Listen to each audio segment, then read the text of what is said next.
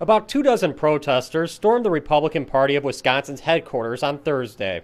And we're getting to a point that it's escalating where I think it's, bordering on getting dangerous. Office staff say members of a disability rights group snuck into the building from the handicapped entrance in the back. Executive Director Mark Jefferson sat down and talked with the organizers about their concerns and continued even after police arrived about 15 minutes later. We want you to hear our stories because they're real.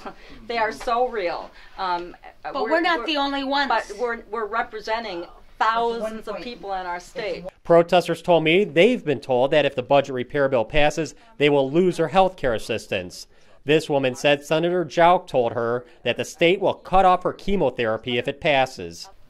That's what's on the chopping block, and they are going to kill me silently. Yeah, 5 weeks ago he had open heart surgery. He's 58 years old, and he will lose all of his insurance and medication.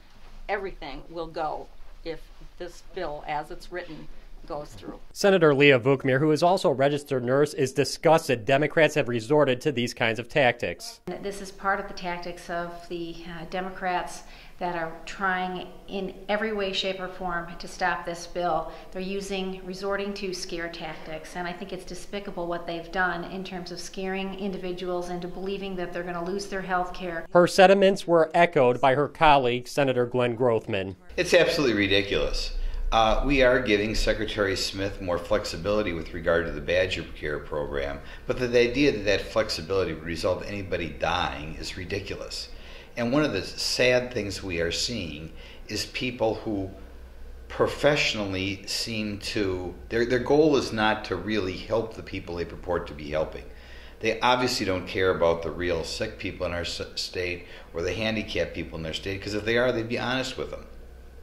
All they're worried about is creating theater for beating up on Republicans. And it's really a shame when the legitimate concerns of handicapped people are exploited to lie and try to create unpopularity for Governor Walker. Rather than throw the protesters out of the building, Jefferson wrote a letter to Governor Walker and Department of Health Services Secretary Dennis Smith, hoping a face-to-face meeting would put their fears to rest.